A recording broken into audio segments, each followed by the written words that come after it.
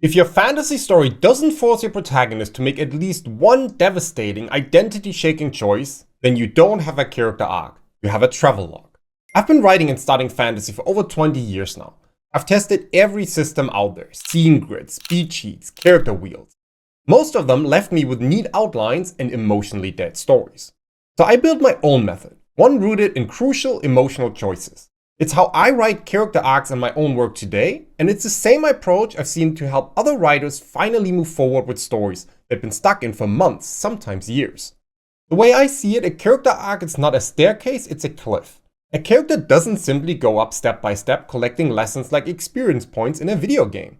They are supposed to fall hard, and then decide who they are once they hit the rocks. But if you look at the average fantasy story, what you'll find instead is a clean slope. A noble hero starts flawed, they face hardship, they try harder, then they succeed, the end. That's not a character arc filled with emotion and true transformation if you ask me. That's like completing a video game on easy mode and still using cheat codes on top. Yes, you get to finish the thing, but the whole experience lacks substance. And it happens because so much advice writers get teaches growth like it's mechanical. Insert flaw, run through plot, patch up flaw, done.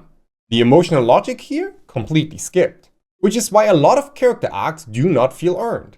They feel inevitable. Not because of destiny, but because they are built like checklists instead of people. Now hold that up next to Zuko from Avatar: The Last Airbender. Zuko doesn't improve, he collapses. His choices pull him in opposite directions. Honor, love, power, shame. He's not becoming better, he's being broken down one belief at a time. Now here's what this means for you. If your arc is based on whether the character wins or fails, you're thinking in plot. But if it's based on what they lose and what they choose, then you're thinking in emotion. And emotion is what makes character arcs resonate. You don't need to scrap your story here, you just need to shift your focus. Stop asking what happens and start asking what hurts. Because growth in stories doesn't come from motion, it comes from friction. And if you want that friction to actually transform your character, you need more than just an obstacle. You need choices, which is where emotional waypoints come in. Back when I was trying to revise the draft of a fantasy novel that still haunts a digital drawer somewhere, I hit this recurring problem. The plot worked, but the character didn't. I had a solid inciting incident, a plot twist at the midpoint. The structure was clean, but the main character felt fake. He reacted, sure, she even changed by the end, at least to some degree. But nothing in the middle mattered. No moment ever cracked her personality open. So I did what writers do. I tried to raise the stakes. More danger, more secrets, bigger magic. And still none of it worked. The story only moved faster, it didn't move deeper. Eventually I went back and asked, where is she forced to make a choice that hurts? Not where she solves a puzzle or dodges a fireball. I mean a choice where she has to pick between two things that matter, and lose something either way. That's when I found the problem. I had plotted events while I should have plotted decisions. The emotional kind. The kind that shows us what the character truly values and forces them to prove it. So I started around what I now call emotional waypoints. These are story beats where your character must choose between competing values. It's not fight the monster or run away. It's save the town or save the person you love. Tell the truth or protect the illusion. Break the oath or live with the guilt of inaction. Whatever they choose, they will lose something. That doesn't have to be an actual loss of an object or person. Sometimes it's just losing an option, a path you no longer can take. The thing to understand here is that emotional waypoints are fundamental decisions. After this, there is no going back to how things were before.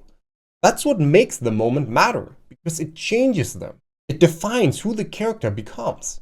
And once I began designing those emotional pivots, my stories finally started to feel alive. And I've seen other writers stuck in the same endless rewrite loop finally break through once they applied this one idea. Because this isn't about adding drama, it's about making your character feel real. An emotional arc isn't built by achievement, it's built by cost and transformation. So if you want to fix your character's emotional flatline, stop charting where they go and start charting what their defining choices are. And if you're finding this helpful and want to build emotional waypoints in your own story, I've made a free worksheet to guide you through it. Links in the description below.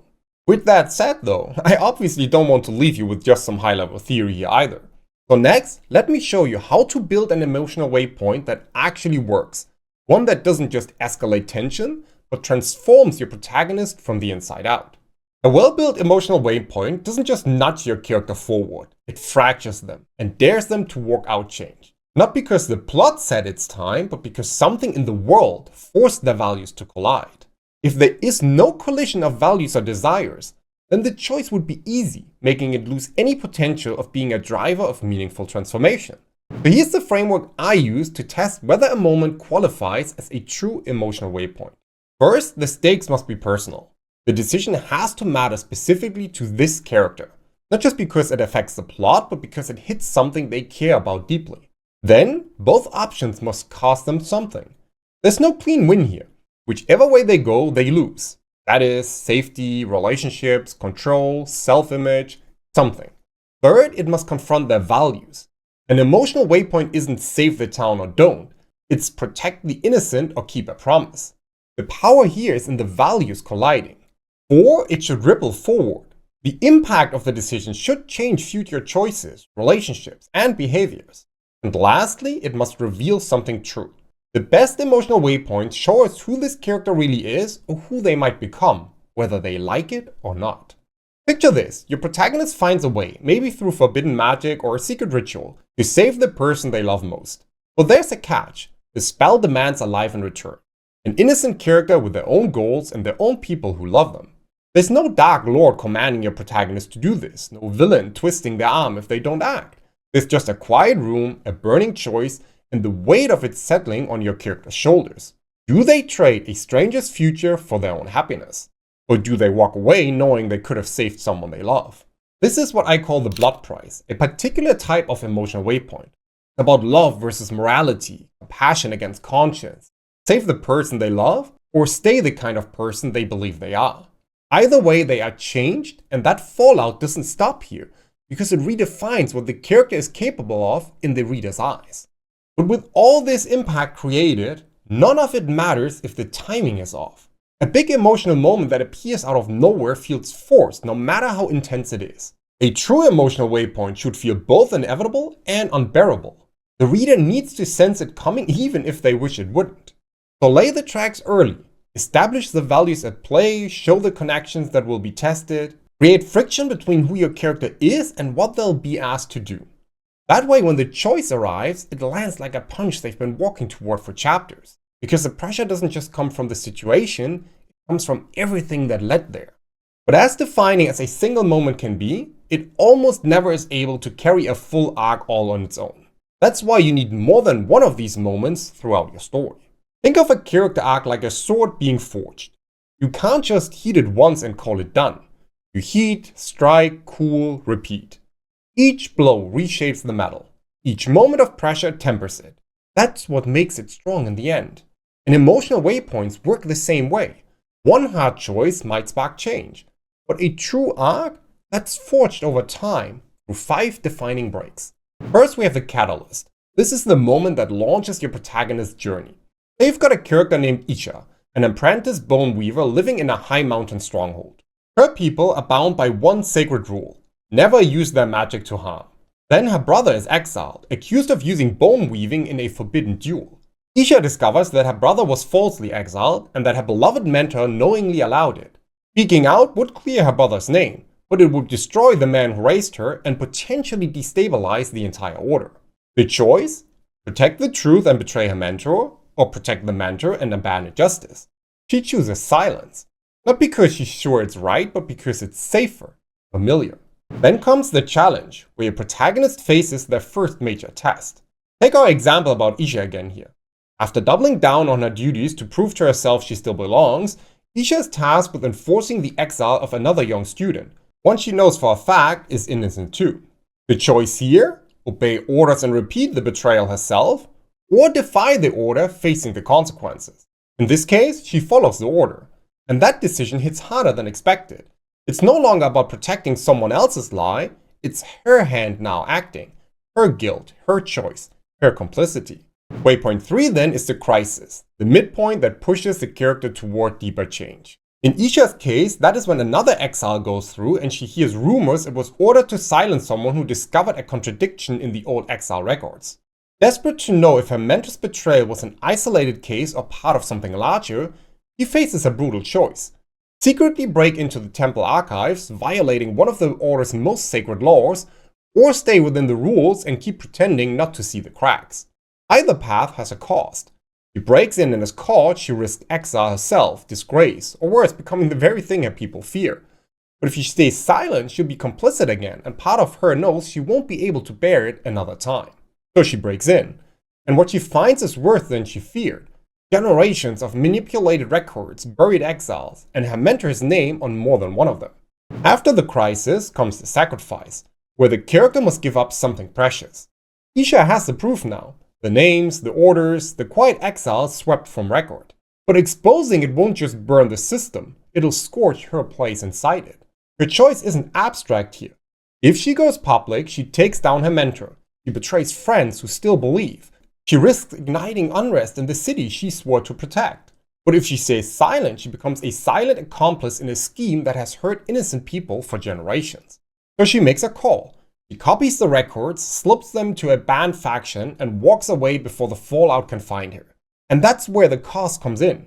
It's not just safety or status, but belonging. She's not just breaking rules here, she's breaking with the only version of herself she's ever known. Lastly, we have the fifth emotional waypoint, the transformation. The final moment that completes the character's journey. Isha, now living as a fugitive, has carved out a quiet existence, helping displaced citizens rebuild after the unrest. It's work that matters, but it's also work that keeps her out of sight. Then she hears new rumors. A council of elders is pushing through a decree to tighten control over all apprentices, justified by the chaos Isha's leak supposedly caused. Worse, they are using her name as proof that rebellion must be stamped out early. The choice here for her is to stay hidden and let them turn her act of truth into a weapon of fear, or step into the light, own what she did, and give the next generation a different story. This time, she does step forward, and that is the transformation. Isha isn't just reacting anymore, she's choosing to be known. Even if it paints a target on her again, even if no one might listen to her, she's done trying to fit in, and now she acts on what she knows is right. And with those example waypoints covered, you might ask yourself, why do I stick to exactly 5 waypoints here? And the answer is experience. While you theoretically can add or remove individual points and still adhere to the foundational concept of emotional waypoints, the framework created of these 5 beats in particular is what I found to work best for a typical scale novel. So if you haven't grabbed the free worksheet yet, do it now. Don't just nod along and hope this sticks. Use the guide to break down your own character's 5 key moments and make sure your protagonist's character arc actually matters. But having said that, there is one final mistake that stops even great waypoints from working.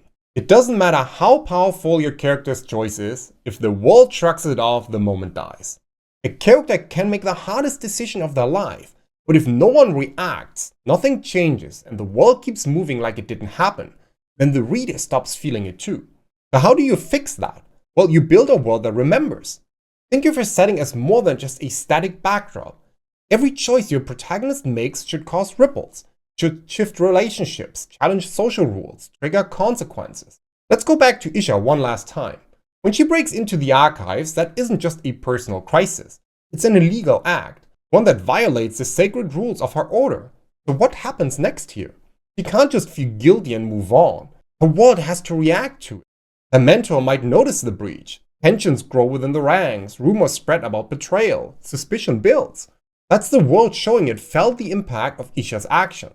Same with her final choice. When she steps forward to challenge the council's narrative, she's not just finishing her arc, she's disrupting the way power has operated for decades. That means new enemies, divided public opinion, long-term consequences. That's what keeps emotional waypoints alive after the scene ends. The world is affected and keeps talking about them. A decision isn't just about what your character does, it's about who's watching and what happens after. Because at the end of the day, a strong character arc doesn't just shift the protagonist, it leaves a mark on the world around them. And the more your world pushes back, remembers, and reshapes itself in response, the more real the character's transformation feels. But all that emotional resonance only lands if your entire structure can carry it. Because the only thing worse than a flat arc is finally nailing one and then outlining it into oblivion. So watch this video here next where I'll show you how just 15 scenes can carry the emotional core of your entire fantasy novel without killing your momentum or your creativity.